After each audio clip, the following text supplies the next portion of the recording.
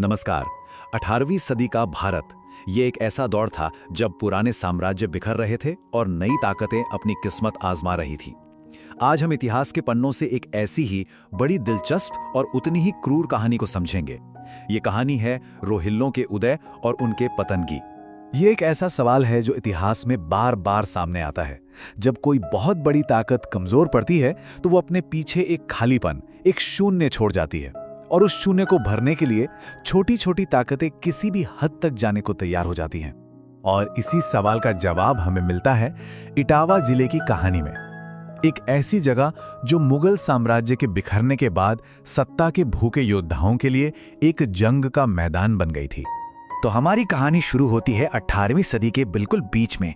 जगह है उत्तरी भारत, जहां माहौल में एक अनिश्चितता है और हर महत्वाकांक्षी योद्धा एक बड़े मौके की तलाश में है। देखिए, मुगल साम्राज्य जो कभी पूरे भारत पर राज करता था, अब बस अपनी परछाई बनकर रह गया था।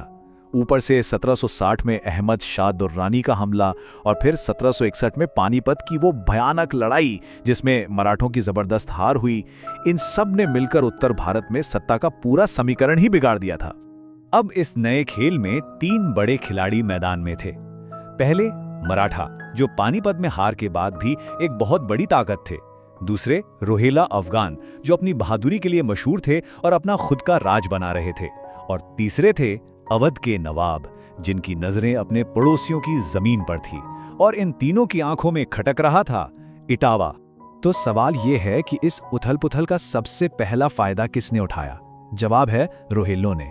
और यह सब हुआ बड़ी तेजी से। दुर्रानी ने इटावा का इलाका इनायत खान रोहिल्ला को दे दिया।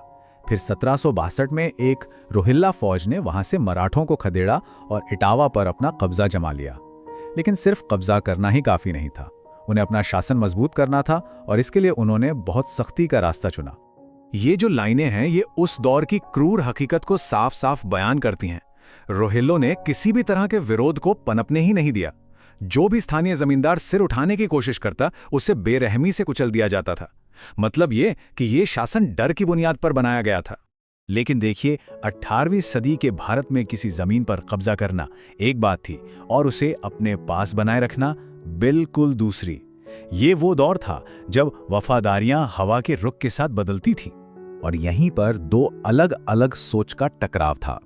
एक तरफ थे रोहिले, जिनका सबसे बड़ा मकसद था कि किसी तरह अपने नए जीते हुए इलाके को बचाए रखा जाए, और दूसरी तरफ थे अवध के नवाब शुजा-उद-दौला, जो इस पूरी उथल-पुथल को अपने साम्राज्य को बढ़ाने का एक सुनहरा मौका मान रहे थे।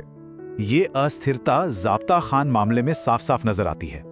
हुआ ये कि जब मराठों ने रोहिल्ला सरदार ज़ाब्ता खान को घेर लिया तो उसकी रिहाई के बदले इटावा मांगा गया। हाफिज रहमत खान ने पहले तो साफ मना कर दिया। ज़ाब्ता खान किसी तरह भाग निकलने में कामयाब रहा, लेकिन मराठों का दबाव कम नहीं हुआ, और आखिर में विडंबना देखिए, हाफिज रहमत खान को 1771 में इटावा मराठों को सौंपने का ही आदेश देना पड़ा। तो अब रोहिल्लों के हाथ से इटावा निकल चुका था और वो एक और बड़े संकट में फंस गए थे। और ठीक इसी समय अवध के नवाब ने एक ऐसा सौदा पेश किया जो आगे चलकर बहुत घातक साबित होने वाला था। कहानी का जो सबसे बड़ा मोड़ है वो इस रकम से जुड़ा है, 40 लाख रुपए। मराठों ने ज़ाब्ता खान के परिवार और उसके खजाने पर कब्जा कर लिया था, और उन्हें छोड़ने के लिए इतनी ही बड़ी रकम मांग रहे थे।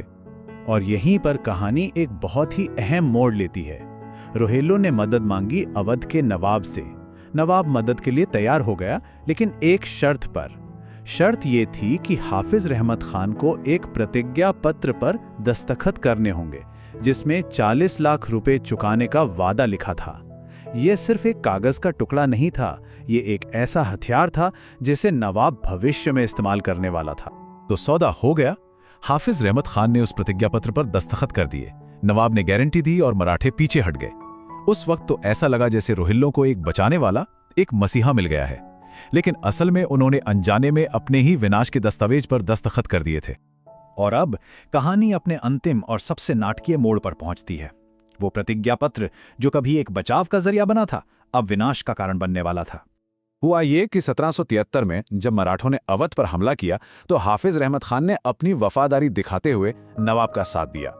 उन्होंने सोचा कि इस मदद के बदले नवाब वो 40 लाख का कर्ज माफ कर देगा, लेकिन नवाब की नीयत कुछ और ही थी।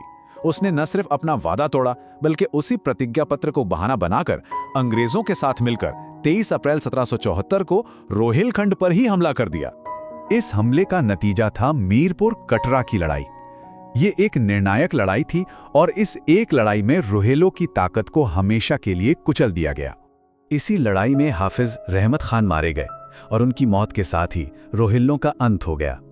सोचिए, 1 दशक से भी कम समय में वो एक छोटी सी ताकत से उठे और राजनीतिक साजिशों के जाल में फंस के खत्म हो गए। हाफिज रहमत खान की मौत और रोहिलों की हार के साथ इटावा और उसके आसपास के इलाकों में एक युग का अंत हो गया। लेकिन सत्ता का खेल वो कभी खत्म नहीं होता। सत्ता का हस्तांतरण बिल्कुल सीधा और साफ था। जो इटावा कल तक रोहिल्लों का था, अब वो अवध के नवाब के शासन में आ गया। आखिर में हुआ बस इतना कि एक शासक की जगह दूसरा शासक आ गया। अब अवध के नवाब के लिए काम करने वाले मियां अलमास अली खान जैसे प्रशासकों ने इटावा की जिम्मेदारी संभाल ली।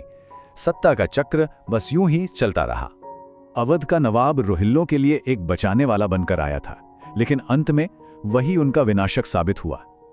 ये पूरी कहानी हमें एक बड़े सवाल पर सोचने के लिए मजबूर करती है। क्या सत्ता के इस बेरहम खेल में एक बचाने वाला बस मौके का इंतजार करता एक विजेता होता है? ये एक ऐसा सवाल है जो इतिहास के पन्नों में हमेशा गूंजता रहेगा।